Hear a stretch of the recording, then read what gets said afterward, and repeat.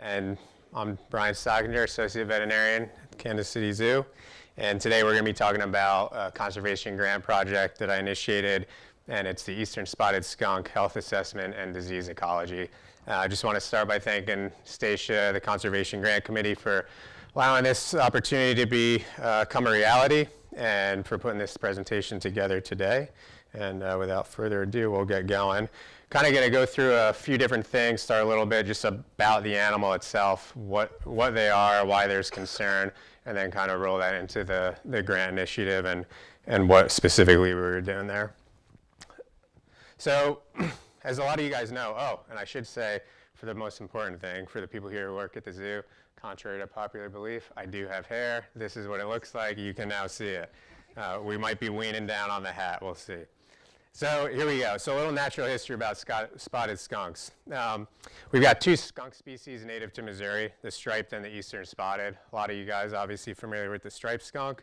The eastern spotted, not so much, and we'll talk a little bit later about how that was pretty evident that a lot of these little critters existed. I was slightly familiar with them, but not nearly to the level that I now feel I should have been. But you know, some of these smaller, little tiny critters we don't always hear so much about. There are 4 spotted skunk species globally. So we've got the eastern, the western, the southern, and the pygmy. Generally, they go through a different range map throughout the United States, North America, but the southern and pygmy do go down into Costa Rica, Mexico. So there are some species out there that we wouldn't necessarily see in the States. That picture there specifically is a western spotted skunk. So our focus was the eastern spotted skunk. Spilogale putorius is a scientific name. And of that species, there are 3 subspecies. You got the Appalachian, the Florida, and the Eastern. The Eastern is S. putorius interrupta. So right now, that's the species of interest, but we are really looking at the subspecies of the Eastern spotted skunk, which would be the plain subspecies. They're small little guys, about squirrel size, 14 to 24 inches long, about a pound to 2 3/4 pounds. The males being a little bit heavier. They're primarily nocturnal, and they're really good climbers, which is kind of unusual when you think about skunks. I don't think that's something we often associate with these individuals. You can see some of the pictures. They're up in limbs, up along the tree, and we saw evidence of that during the trapping efforts as well. And one thing that's really cool about them, they do, like striped skunks, they'll do that foot stamp, which is kind of typical for the species. But what these guys do is after that stomping of the feet, they'll do this vertical handstand, and that's their kind of prior to spraying threat display. And they'll actually spray at their target over the rear end. So it's kind of neat. And they're really agile. If you look up videos of them doing this, they're up there and they're dancing around, and they can hold up pretty well. Even at a young age. There's a couple videos. I wasn't able to insert them in here, but it's really impressive at a young age that they're learning how to defend themselves, really. So they mate in March and April. We first went down into our area of interest in November of 2017, and then again in February. We tried to avoid the mating period. There might have been a little bit more increased activity, but at the same time, we don't want to necessarily disturb them during the mating efforts.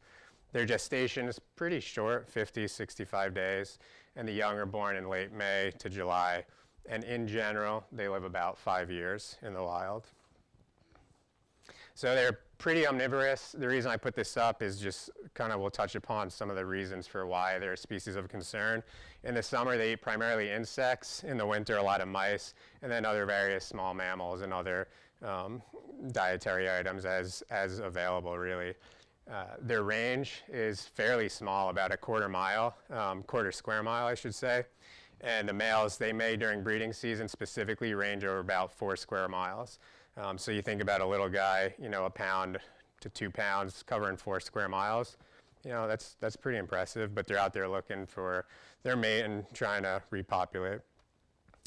So currently, this is the range map of the eastern spotted skunk. And again, we're going to be just talking about that species with the emphasis on the plain subspecies. So when you look at that, you think, okay, they're pretty well spread throughout, you know, the Midwest and into the Southeast. And that is true. That is their range. But there's a lot of changes over the decades in the distribution and the density of the population. And if we looked at that map at the higher risk areas, this part of the country, the plains and Midwest, that's really where we're seeing the most potential decline in population numbers. So now the history of Missouri, this is really interesting. There's two slides that I think most demonstrate the severity of the threat to these guys. I think these are those. So fur trapping has been a good advocate, a good way to demonstrate maybe an indicator of the population out there. So if you look at the numbers there, a very, very acute, rapid decline, large declines in numbers. So in the 1940s, the average annual harvest of eastern spotted skunks was over 18,000. 10 years later, in the 50s, that went down to 758, then down to 264 in the 60s, less than 150 in the 70s, and then by the 80s, the average annual harvest was 20. When you're looking at that graph there, you'll notice it starts at the 50s to the 80s. The reason for that, if I put the 40s and 18,000, you wouldn't even see those bars. It was that dramatic of a decline. Similarly, when you look at the highest annual take in trapping numbers, in 1940, there was over 55,000 eastern spotted skunks trapped. And this is all reported through the state, through MDC and such, verified data. And the lowest annual take, 50 years later, was 0. So in 1991, the harvest was closed due to the rarity and endangerment of the species. So we're talking about, threats to their population and why that might be. When that became evident, MDC decided we're going to list them as endangered and a species of conservation concern in the state. Throughout most states in the range, they are listed similarly as either endangered, threatened, or a species of conservation concern. And currently, this particular subspecies, the plain spotted skunk, is under petition to be listed as endangered under the U.S. Endangered Species Act. So that could be a significant shift in the attention that they might get. They're still going to be a small little guy, but I think generally the general public would identify strongly with an endangered species versus one that's not. So while sad, that could maybe be a good benefit for the species. You guys are mostly familiar with IUCN, International Union for Conservation of Nature, and the red list they put together. Just recently, within the last year or two, the eastern spotted skunk went from near threatened to vulnerable, which is only one step away from endangered on the IUCN red list, and their population trend is listed as decreasing. So all the things are kind of pointing that these guys are at risk and probably could use a little bit of help. So when you're thinking back to the reasons for decline, the trapping now isn't what it used to be. People made a living like that. Now it's probably a little bit more hobby, interest, side project for people. So was that really why? Was it over harvest? Or could it be that, hey, we were harvesting other animals at the time and these guys were just so abundant, it was incidental bycatch of a non-target species? Hard to say, we'll probably never truly know, but there is evidence to say that their pelts were highly sought after. They're pretty visually stunning and attractive, I think. So at the time when trapping was really popular, that certainly could be a drive to target the species. Pesticide use, as is the case with a lot of these animals that eat small mammals, eggs and such, the reduced dietary insect population could certainly have a factor on that. So that's something to consider as well. Okay, now we're getting into what's also very commonly associated with declines in populations. So habitat loss. In this part of the country specifically, there's a lot of clean farming. So fields are just empty, just the crop, no cover, no brush, no hedgerows. That's desirable habitat to these guys. They like the kind of edge borders, some cover where they can come in and out. And then similarly in the Ozark Highland, which is where we went, in wooded areas, they prefer leafy litter, downed logs, a nice good understory. So if we're logging areas, that's certainly going to impact the dynamics and the ecosystem there. So that's a factor. And then of course, unknown reasons for decline is that disease threat, which is partly also why we wanted to pursue this, human, animal, public, wildlife interfaces, things of that nature. So as we went through the reasons for conservation, there's a rapid decline in a once robust population with a range-wide decline of over 90%, presumed since the 1950s. That's a lot of loss for these little guys. And again, specifically in this part of the country, we're seeing probably the most striking evidence of declines in populations. Is this an indicator of risk to other species, other small mammals, and maybe is this the tip of the iceberg kind of thing? Could they be more meaningful than we might presume otherwise? and then their maintenance for the ecosystem and its balance. They do control prey populations, they maintain some of the ecosystem, they provide prey for other wildlife, et cetera, et cetera. So now we're getting into the meat and bones of the grant here. I thought this was a good pursuit because we've got a native and a regional species of concern. They're potentially going to be listed as a federal endangered species. And to date, there's been no previous documented health assessments or thorough disease ecology studies for the eastern spotted skunk. There have been a little bit of data put out there on western spotted skunks and some hematology references on pygmy spotted skunks, but not a whole lot for the easterns. And if you look at the species, the eastern and the plains subspecies, along with the pygmy spotted skunk, are probably the two with the most concern for their well-being. So this is a picture of a camera trap image, and this is in Ozark National Forest. This is provided by the lab we collaborated with, and there's one of those little guys climbing up the tree, getting at the bait station, and this was kind of to assess where are the best areas for us to place the trap grids to get our hands on the animals. So we established a collaborative potential with the University of Missouri colleagues, Dr. Matt Gomper and his master's student, Summer Higdon, and they're out of the College of Agriculture, Food, and Natural Resources at MU. And they had already established funding and an opportunity with Arkansas Game and Fish to trap and look at some of this logging impact on eastern spotted skunks in the Ozark Mountain region. This presented us an opportunity to kind of piggyback on with them. Hey, we're going to get hands on these animals anyway. Let's go ahead and get some biologic samples and do some of this disease assessment and health investigations. I want to emphasize that aspect would not have occurred without Kansas City Zoo's funding, so that was really important. They were very excited about that. The grant was a generous amount to try to pursue a lot of the costs being the lab tests and such. So we were approved for 2 field events, up to 5 days each. And that included myself, a veterinary technician, and a zookeeper.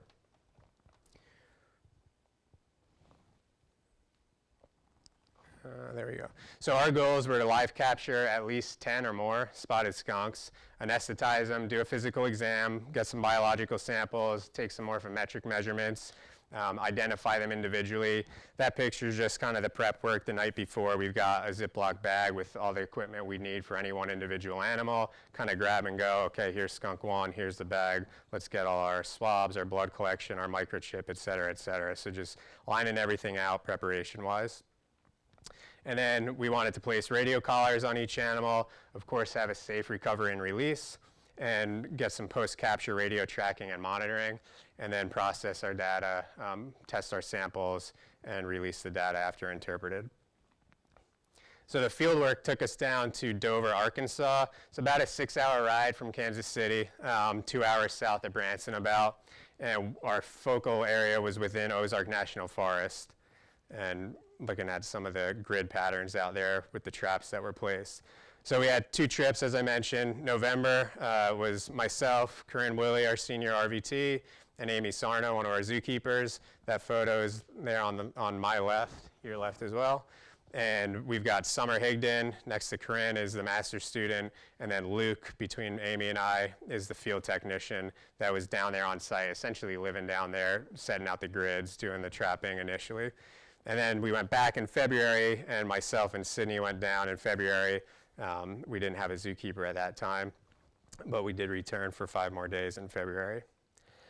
So in general, a summary was this. We went in November, and unfortunately we didn't catch any spotted skunks. In January of 2018, they did trap one when we weren't there, of course, which got me a little nervous. Okay, they've been doing this for months at this point, hadn't caught a single skunk. They finally got one. We weren't down there to participate, do anything. It was, oh man, is this a missed opportunity? So the skunk that you see in the top picture, that's manual restraint. Luke, the field technician, was able to apply a radio collar onto that animal and an ear tag, and then they released them. So we now at least had one animal we could track and try to recapture, hopefully.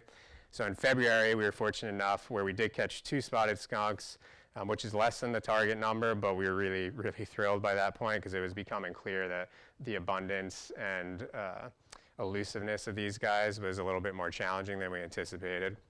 So we caught the same male after tracking him and really identifying where he was. and then a new female in a 5-day period, which was fortunate for us because by that point, to get 2 in 5 days after they couldn't get any for months was really, really exciting. So we're going to go through some videos now. I'll narrate with them. Some of it, there's audio on the video. If I'm talking over, someone just let me know if it's unclear. But what this video shows is just a little bit of the terrain. So this is one of the access trails into the first grid site. And 4-wheel drive access only. If it rains or gets wet, it's really muddy. You know, the videos never make it feel exactly like you're there, but hopefully you can appreciate kind of what this was like going into the space.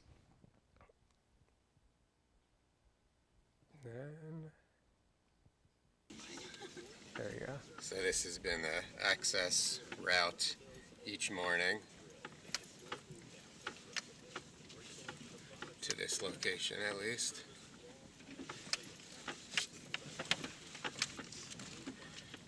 And we're riding in the Forest Service vehicles that MU has been provided for the research project. So you can see there's, you know, some scrubby brush, a lot of shortleaf pines there. When we get into the woods, it's a lot denser and a lot more wooded. These are trails mostly that just hunters would be dealing with. You're down in national forest land. There's not a lot of development down there.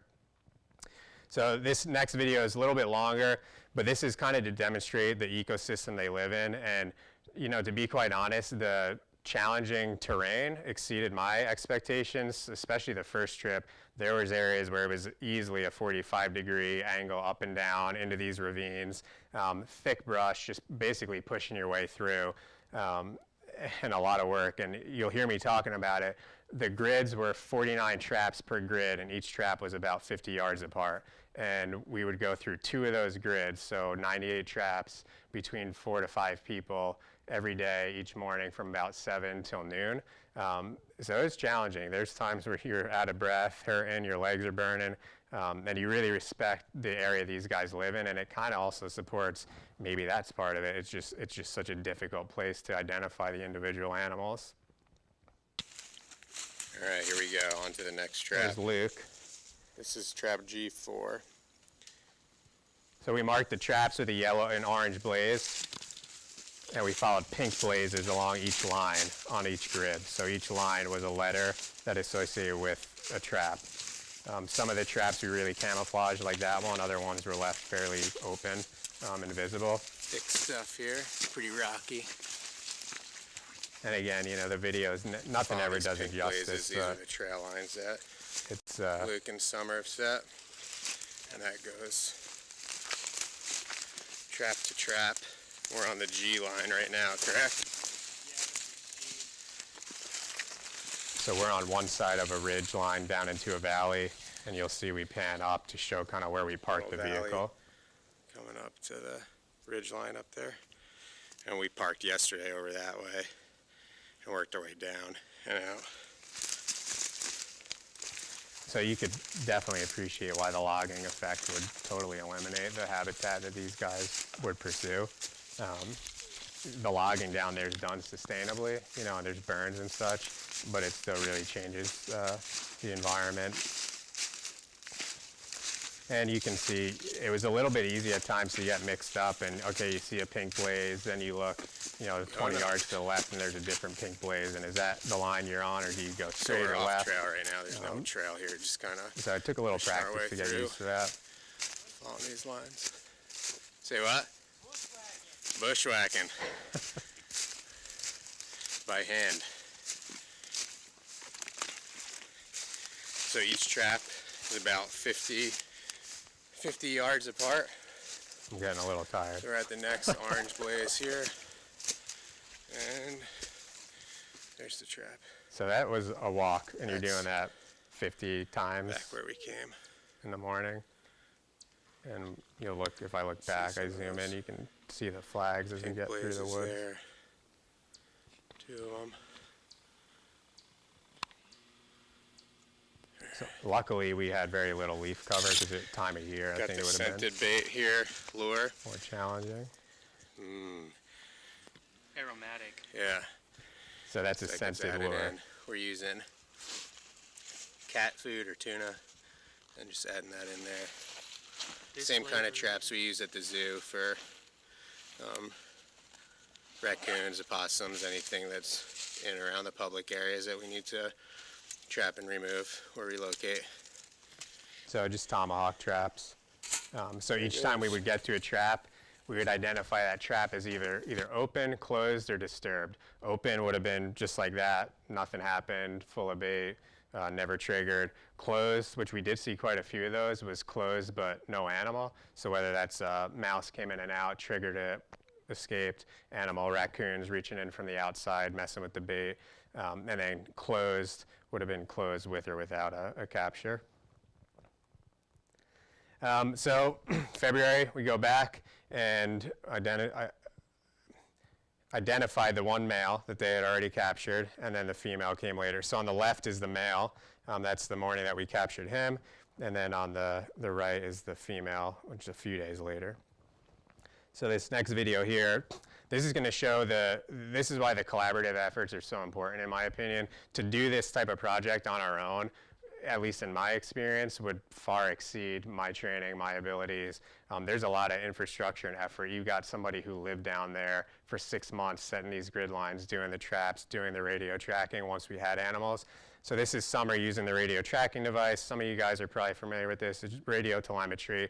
To pay attention in this video, though, I would watch, when we pan down, you'll see the antenna and the cord going to the unit, and you'll hear the strength of the beep. So what we're doing is we're trying to find that male that had previously been collared and triangulate where he might be to try and then support a recapture event of him, since right now we hadn't had any luck getting our hands on animals.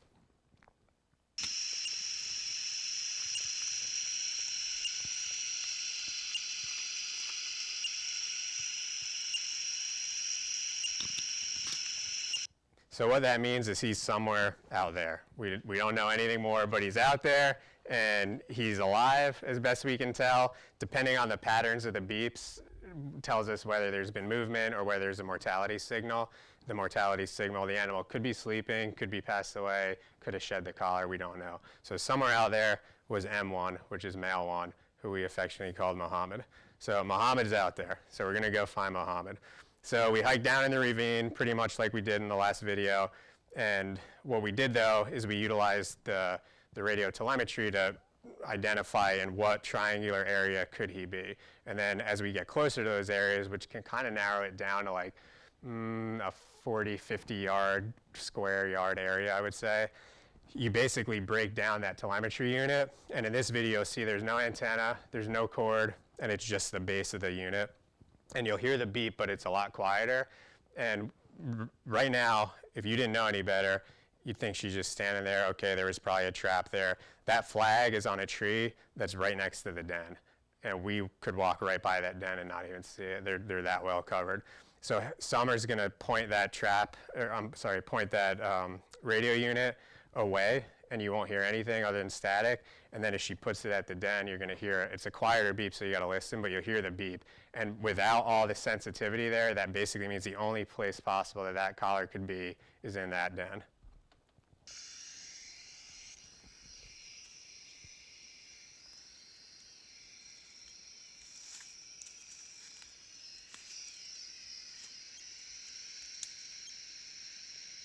So there he is. M1 is resting in there or dead, hopefully resting. So, or the collar's in there and there's no animal. So we said, all right, we know he's there, we hope he's there, let's place a trap right beside that. We want to get some success, we want to get our hands on these animals. So probably, I don't know, 15 feet away, I guess I would say, from that den, we placed a trap, and we went back the next morning. We were like, oh man, he's got to come out, he's going to eat, he's going to want this bait. We loaded it up, tuna, sardine, all sorts of different things. Come down there, no skunk. Oh gosh, okay, are we ever going to get our hands on these? Luckily though, we did the same thing. He was still in the den, he's sleeping during the day, they're primarily nocturnal. So then the next morning, we come back down, and this was it. This was the first capture event. So myself and Summer walked down, Sydney and Luke were at the top of the ridge with the rest of the equipment, and it was kind of a quiet celebration. Yeah, and you'll see, we're excited. We found him, and we zoom in on his little cute face.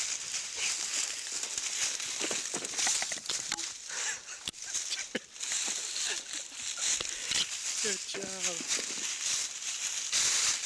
I may have had to trim the video because I may have said an expletive in the beginning. So there he is.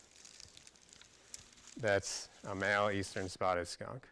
So the next video at this point was, okay, we're going to get our hands on them.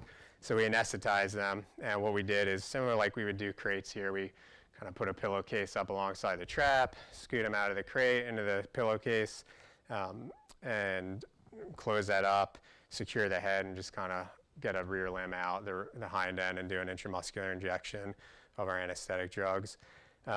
Before anyone asks, yes, this is the first one, and yes, I did get sprayed right in the face. It was very much a Matrix moment. I saw like drops coming at my head, and I thought I dodged it, but it just got my glasses, got the side of my beard. Little guy got me, which is not what I was expecting, because supposedly they are less apt to spray, but when they spray, it's more severe, and this guy was very ready to spray, no doubt. So on the left, there's a photo. We're just kind of getting our initial assessments, and then on the right, just kind of the female later on. Different setup. The first male we did just down in the valley. The female was in a trap just a little bit off the roadside, so we were able to work on the tailgate of the truck. So this video here is us removing him from the trap. He's been anesthetized. After we injected him in the pillowcase, we put him into the trap just to kind of allow him to go into a smooth induction period. So this is him coming out and our initial assessment. So that's his collar that was placed about 2 weeks prior. And for some reason, he's anesthetized. We're in the middle of the woods, but we're still whispering. I don't know why, but it seemed like the right thing to do. So you guys kind of can see the similarities. It's not a lot different than doing on-site exhibit side holding immobilizations. It was just a lot more, more work to carry everything down there. So we used portable heat pads, just hand warmers, towels. It's not in this video, but we do get those underneath them, keep them warm. We've got our little tackle box with all our supplies and such. Working on the tarp just to give us a clean work surface. So now we got our hands on the animals. We're going to do sample and data collection. Our end was mostly biologics, was to get some blood work, oral swabs, rectal swabs, etc. Similar things that you guys have seen us do. And then the biologist group, they mostly did some morphometrics. So they were measuring teeth, body length, tail length, doing combs for ectoparasites, just kind of a general once-over, placing their collars, going ahead with the ear tags, and doing those sort of things. So here is very own Sydney Owen getting blood from the jugular vein on the female here. These guys are small, so it's no easy task. So the technicians here, true to form, did a great job, and we were able to get that blood, and that was crucial because the vast majority of the tests we ran were on blood samples. So this is just a little kind of demonstration of that. And we're from the jugular vein there.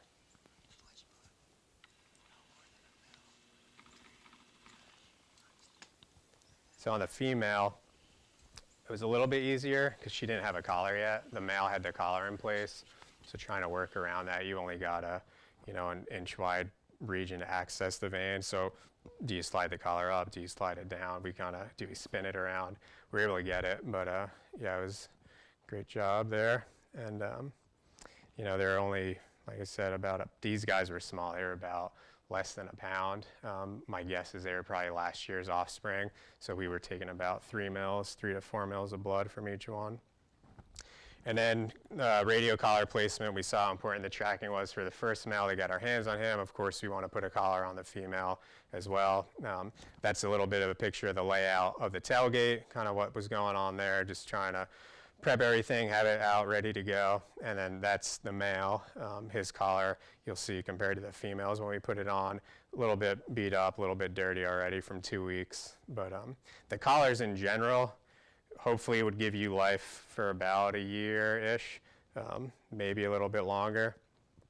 And they're soft antenna, and it's pretty much like a zip tie that goes around the neck. So this is the female. This is our second to last day, I think. Still whispering.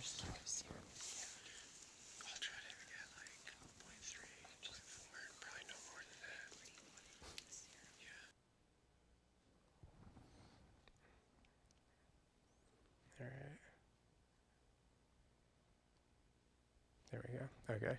So we got our samples. Skunks did well. Anesthesia went fine. We did use a reversible protocol, so we were able to hopefully get them back to, a state of normal that we were comfortable with for release, where they would be safe, be able to function, and not be at risk.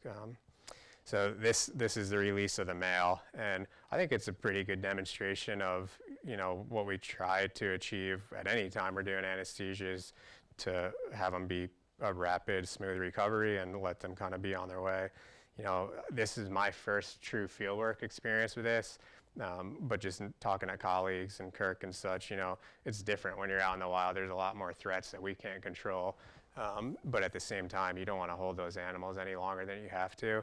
So it worked well. I think it went pretty well. This is the male being released, and it's really cool seeing his pattern and his colors against the backdrop of the leaf litter there.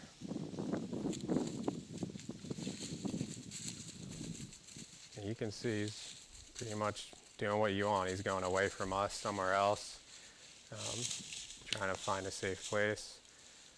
And that den, at least for those few days, he was using that den. So this is right beside the den site. And then he kind of disappears back there. So we were happy with that, which is kind of, this time of year at least, if these guys are out a lot during the day, it'd be pretty easy to see, I think, against that. So, what does that mean? Is there less of them, or are we just not seeing them? So that's the release, and we, similar with the female. The female is really neat. She actually came out, and it was odd. She came out of the trap but came back toward us, which was interesting. And she was a little bit less recovered, but still plenty good to go. And she jumped up on a log near us and then went right inside the log and ran down, which was perfect because it was raining and it was cold that day. So hopefully she knew that space and that's where she came from. So it was odd that she would come toward you. Usually they don't want to do that, but I think she knew exactly where she wanted to go, and it was just perfect that she went in there like that. So tracking was then the next step. This is where the field technician, Luke, had we collected data on 10 skunks and trapped and collared 10 skunks, he probably would have stayed down for the calendar year and monitored them the whole time. Because we only got 2, which is unfortunately not great numbers for scientific data and publication and such, the resources from MU, they didn't feel that it was worth that to keep him there for a year to track 2 skunks. So he was able to stay through April of 2018, and multiple tracking events identify that they were both active, each with multiple den sites as of April of 2018. The male, we caught him on the 2nd, 3rd day of that trip, and we went back to identify where he could have been on the 5th day, and he had already moved probably about a mile away into a whole new part of the off the grid we were on, through a field, down a valley, really made some headway, but we were able to identify, which for us was really rewarding because you're always wondering the next day, the following day, just immediately after the anesthetic period, how they're doing. We also skin biopsied these guys, so we sent their skin biopsies to the Center for Reproductive and Endangered Species, and we did just confirm with them today that they did get the samples and they were able to isolate the cell lines and freeze those, so that's kind of cool. They've got some. I'd be curious to know if they have any other spotted skunks. If not, that's kind of neat. So what are our initial conclusions? A very, very low success rate of the target species was captured. Truly 3 captures over thousands of trapping opportunities. Luke was there from November to April, and they trapped from November through March, 5 days a week, 98 traps every day being checked, and catching 3 animals. So if you percent-wise, it would probably come down to 0.03%, something like that, very, very low. So why is that? Is it the rarity of the species? And if so, in my opinion, that really supports that these guys need some help, or at least some more attention, and at figuring out, is it because they're rare, or is it because there's things we could have done different or done better? Resources, manpower. This was a master's degree thesis project. It wasn't an Arkansas Game and Fish totally designed and funded study. It wasn't an MDC level study, so things certainly maybe would be a little bit different at that level, but with the resources available, I think it's great. We got 2 skunks, and maybe we're going to be the last ones to get our hands on skunks in that particular region of Ozark National Forest. We don't know. One conclusion that was really evident, I think, even down there where, it's outdoorsy, kind of, you're right there in the national forest. Ozarks are highly regarded, but a lot of people, they didn't even know that these things existed. And you start talking about spotted skunks, and even a park ranger, oh yeah, we got a skunk, he lives right here under the deck here, and oh yeah, and a spotted skunk? And no, he's like a striped skunk, I think. And meanwhile, you just were talking about, we're here doing this study on the spotted skunk, and they're really kind of cool, and no one knows about them. So I think that is something that really stood out to me. As far as the animals we did get our hands on, to me they appeared to be clinically healthy individuals, pretty young, their teeth were in really good shape, no damage, no fractures, body condition was good, they didn't look like they'd been roughed up really at all, and all their lab tests so far, there's probably one result that I'll still send out, volume dependent on what we have left, but everything's coming back looking pretty much normal or negative for hematology or infectious disease assessment. So again, I think they were younger, previous year's offspring.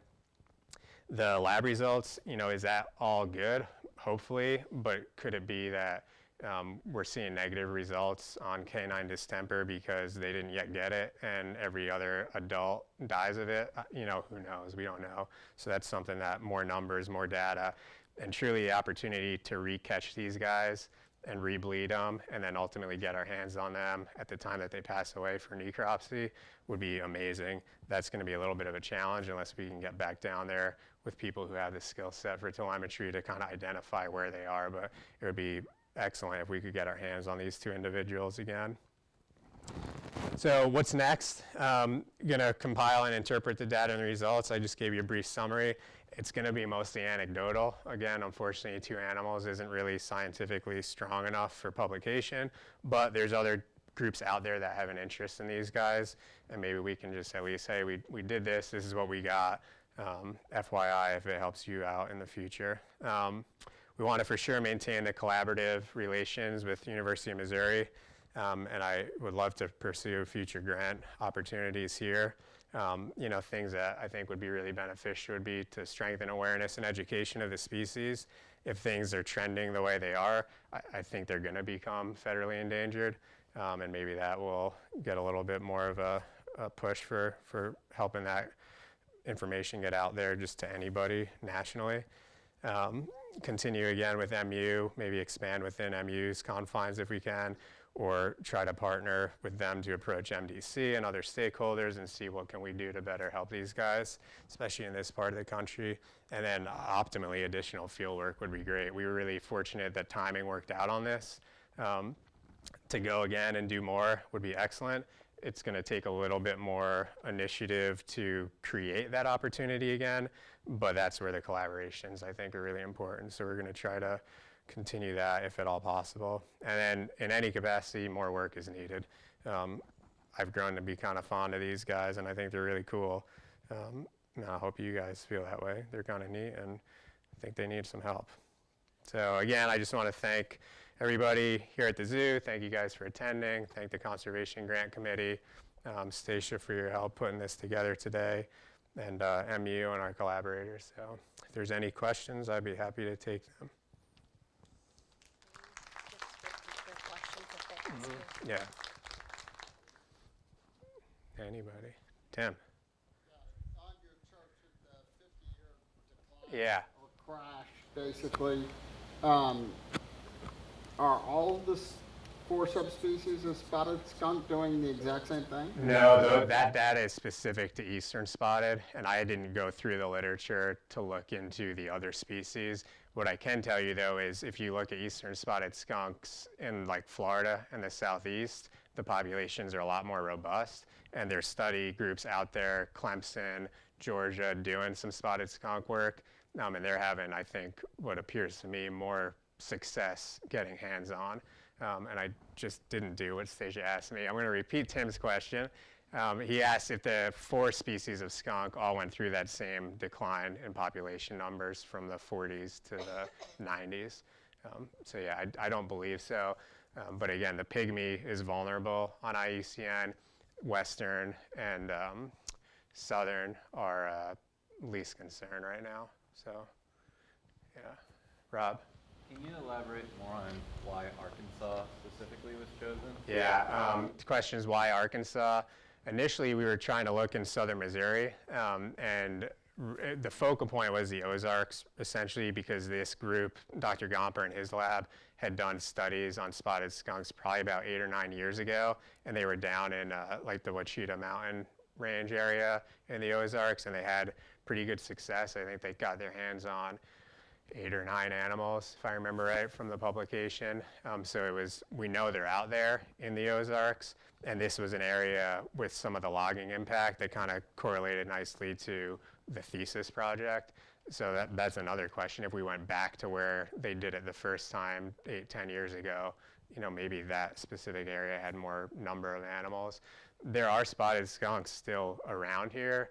I saw an MDC, I think it was in the Conservation magazine, a couple of years ago. There was a guy reported seeing one in St. Joseph.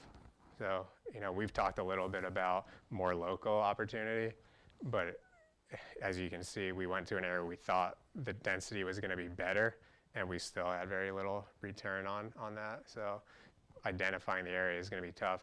But Summer, because she didn't get as many skunks either for her thesis, what she's trying to do now is do a retrospective research of the literature to identify, based on all that data, with I think USGS software and such, like what is really truly desirable habitat, at least ecosystem terrain-wise, and then use that to try to pinpoint on maps like this fits that criteria, they should be there. So that could really help in the future to identify what places might be worth investing the time.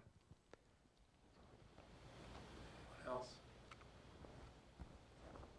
Tracy? Brian, do you think that this is like striped skunks obviously can adapt themselves to urban places? Yeah. Would you imagine this species could be in Lowell Park?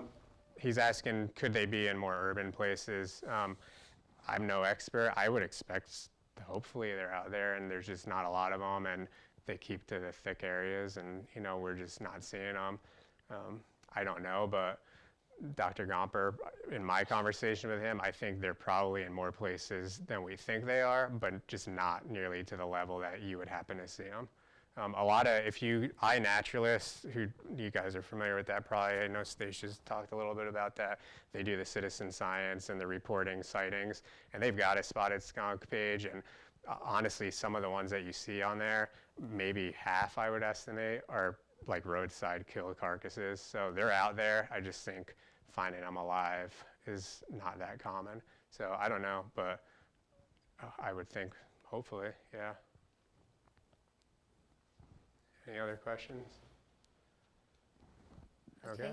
Thank you so much, Dr. Brian, for doing that presentation. And I know, like he said, I didn't even know these existed until he brought it up a couple years ago. So it's really exciting that we're doing this work. And thank you guys for coming out today. Our next talk will be, I believe it's the 18th of October. Don't quote me on that, but the middle of October. And that's going to be Susanna, the director of the Punta San Juan Humboldt Penguin Project down in Peru. So she'll be coming back for that speaking engagement. So I hope to see you back then. And then Georgia leaves at the end of next week to go to Churchill with polar bears. And her and Andrea will be presenting in November about their polar bear initiative. So we've got a good lineup. Thanks, guys.